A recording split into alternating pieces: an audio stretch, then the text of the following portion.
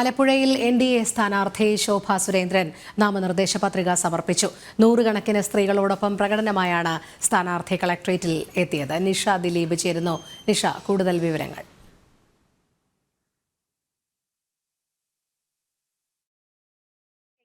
പത്രിക സമർപ്പിച്ചത് ആലപ്പുഴ ടൗൺ ഹാളിന് സമീപം നിന്ന് പ്രകടനമായാണ്. ഇതിലെടുത്തു പറയേണ്ടത് നൂറുകണക്കിന് സ്ത്രീകൾ ഉൾപ്പെട്ട സ്ത്രീകളുടെ നേതൃത്വത്തിലുള്ള വലിയ പ്രകടനമായാണ് ശോഭ സുരേന്ദ്രൻ കളക്ടറേറ്റിലേക്ക് എത്തിയത്.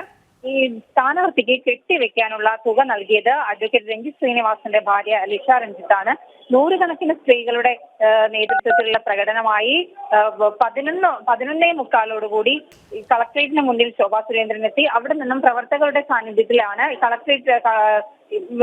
കളക്ടറുടെ ഓഫീസിലേക്ക് എത്തിയത്. തുടർന്ന് ജില്ലാ നേതാവ്, അതായത് BJPയുടെ ജില്ലാ നേതാക്കളും സംസ്ഥാന നേതാക്കൾ അടക്കമുള്ള ആളുകൾ ഉണ്ടായിരുന്നു. BJP ജില്ലാ അധ്യക്ഷൻ MV ഗോപകുമാർ, പന്തളം പ്രതാപൻ അടക്കമുള്ള ആളുകൾ ശോഭ സുരേന്ദ്രനൊപ്പമുണ്ട്. എന്തായാലും കളക്ടറേറ്റിലേക്ക് എത്തി. ഇപ്പൊ പത്രികാ സമർപ്പണം കഴിഞ്ഞു.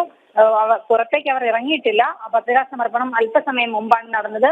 എന്തായാലും വലിയ പ്രകടനം, അതായത് ആലപ്പുഴ ഇതുവരെ കണ്ടിട്ടില്ലാത്ത രീതിയിലുള്ള സ്ത്രീകളുടെ സാന്നിധ്യമാണ് ഇന്ന് ശോഭ സുരേന്ദ്രന്റെ പത്രികാ സമർപ്പണ ചടങ്ങിൽ ഉണ്ടായത്.